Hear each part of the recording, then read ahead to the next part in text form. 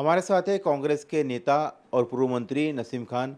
नसीम खान जी, जिस तरह से राहुल गांधी ने ट्वीट किया है और आश्रम स्कूलों का मुद्दा उठाया है, आदिवासी बच्चों का मुद्दा उठाया है, छात्रों का, उस पर सरकार का ये कहना है कि 30 साल की जो उम्र की आयु आयु की जो सीमा है, उसके बाद उनको हॉस्टल में प्रवेश नहीं दिया जाता। तो वो छात्रों की मांग पर ही किया गया है और छात्राएं जब वापस लौट के आती है छुट्टी से, तो उनकी कोई प्रेगनेंसी टेस्ट नहीं होती है। सब झूठ जो है वो फैलाया जा रहा है कांग्रेस की तरफ से, और राहुल गांधी को फैक्ट चेक कर लेना चाहिए था। देखिए, ये कोई कांग्रेस की तरफ से फैलाने वाली बात नहीं है। राहुल जी जब पुणे आए थे तो कई स्टूडेंट, कई छात्राओं ने राहुल गांधी जी से मुलाकात की थी। राइटिंग में उनको निवेदन दिया था उन्होंने कि महाराष्ट्र की सरकार के इस तरह के जो कानून हैं उससे हमें छात्राओं को दिक्कत होती है, परेशानी होती है। 30 साल की जो उम्र है कि 30 साल से ज़्यादा एज हो जाने वाले बच्चों को आश्रमशाला में जगह नहीं मिलती, हॉस्टल में जगह रहने की जगह नहीं मिलती। तो ऐसे सारे इश्यूज़ को लेकर लोगों ने राहुल गांधी जी से मांग की थी और वो सबने देखा है, टीवी पे देखा है कि उन्होंने वो मांग की है। तो राहुल गांधी जी इस देश के विरोधी दल पक्ष के नेता हैं। उनकी जिम्मेदारी है कि लोगों की बातों को उठाना। लोगों ने जो निवेदन दिया, डिमांड किया, उस बात को महाराष्ट्र के मुख्यमंत्री को उन्होंने चिट्ठी लिखी, तत्परता दिखाई, चिट्ठी लिखी कि इसकी आप जांच करें और इसके ऊपर उचित कार्रवाई करें। अगर देश का एक नेता देश की जनता के लिए, खास करके युवा छात्रों के लिए आवाज़ उठाता है तो उसमें गलत क्या है? महाराष्ट्र की सरकार की जवाबदारी है कि उसको उसको उसकी पूरी जांच करनी चाहिए और जो भी उचित कार्रवाई है। और जो इतने कितनी आश्रमशालाओं के बाहर, मागासवर्गीय आश्रमशाला हो या आदिवासी आश्रमशाला हो, बहुत सारी आश्रमशाला में पढ़ने वाले छात्र यूनियन के लोगों ने धरना दिया, प्रदर्शन किया, भूख हड़ताल पे लोग बैठे हुए हैं। तो ये सारी चीज़ें हैं, तो सरकार की जवाबदारी बनती है कि उनसे बात करनी चाहिए, उनकी समस्या क्या है वो सुननी चाहिए और उस पर उचित निर्णय लेना चाहिए। आदिवासी मिनिस्टर ये कह रहे हैं कि जिस आंदोलन की राहुल गांधी बात कर रहे हैं, विदर्भ में, गढ़चिरौली में, चंद्रपुर में जो आंदोलन हो रहा था, अनशन हो रहा था, वो ख़त्म हो चुका है। उन्होंने दूसरी ये बात बोली कि जो आप राहुल गांधी सुविधाओं का जिक्र कर रहे हैं आश्रमशालाओं में, तो वो कांग्रेस नेताओं से जुड़ी हुई है, कांग्रेस नेता उसके सर्वे सर्वा है। तो बीजेपी ये कह रही है कि हमने जब सफाई अभियान शुरू किया तो कांग्रेस जो है इस तरह से, एक तरह से प्रेशर बना रही है। इसमें प्रेशर बनाने का सवाल कहाँ पैदा होता है?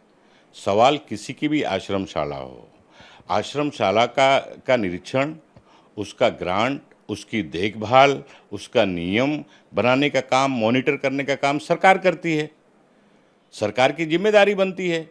अगर इस तरह की कोई समस्या आती है तो उसका समाधान करना। और जो मंत्री महोदय ने जो रिट्वीट करके जवाब दिया है, और भारतीय जनता पार्टी झूठ के अलावा और कोई बात करती है क्या? हर मुद्दे पर वो राजनीति करना चाहती है, वो एडवाइस देने लगती है। पहले वो खुद के गिरेबान में झांक कर देखें कि उन महाराष्ट्र की सरकार कहाँ खड़ी हुई है।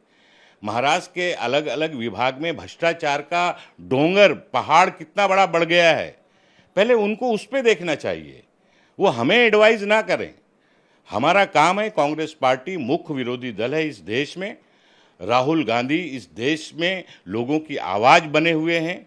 लोग अपनी समस्याओं को लेकर राहुल गांधी जी को मिलते हैं, बात करते हैं, राहुल गांधी जी उनकी बात सुनते हैं और उस पर कार्रवाई करते हैं, उस पर वो कदम उठाते हैं। तो हेल्थी पॉलिटिक्स यही कहती है कि सत्ता पक्ष के लोगों को उनकी, राहुल जी की उठाई हुई बातों पर गंभीरता से विचार करना चाहिए, उसको देखना चाहिए, सरकार को जांच करना चाहिए और उसके ऊपर कार्रवाई करनी चाहिए। इतनी ही तो मांग है। जी। दूसरी बात है कि मुंबई में, महाराष्ट्र में रिक्शा टैक्सी ड्राइवर के खिलाफ, जिनको मराठी नहीं आती, गैर मराठी ड्राइव चल रही है, इस पर राजनीति भी बहुत हो रही है। आज फिर से जो है कुछ एसोसिएशन के लोग जो है वो ट्रांसपोर्ट मिनिस्टर को मिलने वाले हैं, समय बढ़ाने की मांग की जा रही है। और दूसरी तरफ हम देख रहे हैं कई सारी घटनाएं हो रही है, कहीं मराठी ड्राइवर को पीटा जा रहा है, कहीं उत्तर भारतीय ड्राइवर को पीटा जा रहा है। एमएनएस भी इसमें कूद पड़ी है। अभी जो है मुख्यमंत्री ने कहा है कि भाषा के आधार पर हम किसी पर अन्याय नहीं करेंगे। मुख्यमंत्री जी कहते हैं कि अन्याय नहीं करेंगे और उनके मंत्री, ट्रांसपोर्ट मिनिस्टर का डिपार्टमेंट सर्कुलर निकालता है, आरटीओ डिपार्टमेंट नोटिसेस इशू करता है और गरीब रिक्शा टैक्सी ड्राइवरों को नोटिस दी जाती है, उनको धमकाया जाता है कि अगर आपने ये नहीं किया तो आपका लाइसेंस रद्द कर दिया जाएगा, आपका बैज रद्द कर दिया जाएगा, आपके ऊपर 10,000, 15,000, 20,000, 25,000 की पेनल्टी ली जाएगी। ये क्या है? ये सरकार चल रही है। ये सरकार नया विवाद पैदा करना चाहती है महाराष्ट्र और मुंबई जैसे शहर में। भाषा के नाम पर राजनीति कर रही है। भाषाएं, हमारे देश की सभी भाषाएं सबको बहुत प्यारी हैं।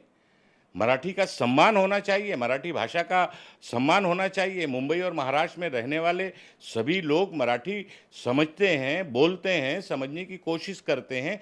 अगर किसी को 2-4% लोग जो गरीब मजदूर, driver, rickshaw driver, taxi driver, अगर उनको नहीं आती है, तो आपने अगर एक सिस्टम शुरू किया है सिखाने का आरटीओ के माध्यम से, तो उसकी तारीख आप डेडलाइन क्यों रखना चाहते हैं? उसको ओपन रखना चाहिए। ओपन रखना चाहिए कि भाई सारे लोग, जो लोग भी हैं, लोग मराठी सीखना चाहते हैं, मराठी आकर यहाँ पर सीख सकते हैं, तो उसके लिए ओपन होना चाहिए। उसके लिए बैरिकेड क्यों होनी चाहिए कि इतनी तारीख तक नहीं सीखोगे तो आपके ऊपर कार्रवाई की जाएगी? ये क्या हो रहा है? ये देश में लोकतंत्र है या नहीं? सरकार का फतवा चलेगा इसमें? जो सरकार कहेगी कि इसी तरह से आपको उठना है, इसी तरह से बैठना है, तो उसी तरह से लोग उठे बैठेंगे। देश का लोकतंत्र खत्म हो गया है। आज ये सवाल पैदा हो रहा है। आज सारे गरीब मुंबई एमएमआर रीजन में, मुंबई में, ठाणे में, वसई में, विरार में, पुणे में, अलग अलग शहरों में आप उठा के देखें तो लाखों लाख लोगों की संख्या गरीब रिक्शा और टैक्सी ड्राइवरों की है। और उनके ऊपर इस तरह से अन्याय करना गलत है, निंदनीय है। सरकार को ये सारा बैरिकेड हटा देना चाहिए तुरंत, और लोगों को प्यार और मोहब्बत के साथ उनको अपील करनी चाहिए, और लोग करेंगे। शुक्रिया बात करने के लिए। तो ये थे पूर्व मंत्री नसीम खान। कैमरामैन मिलिंद सावले के साथ सचिन चौधरी, इंडिया टीवी, मुंबई।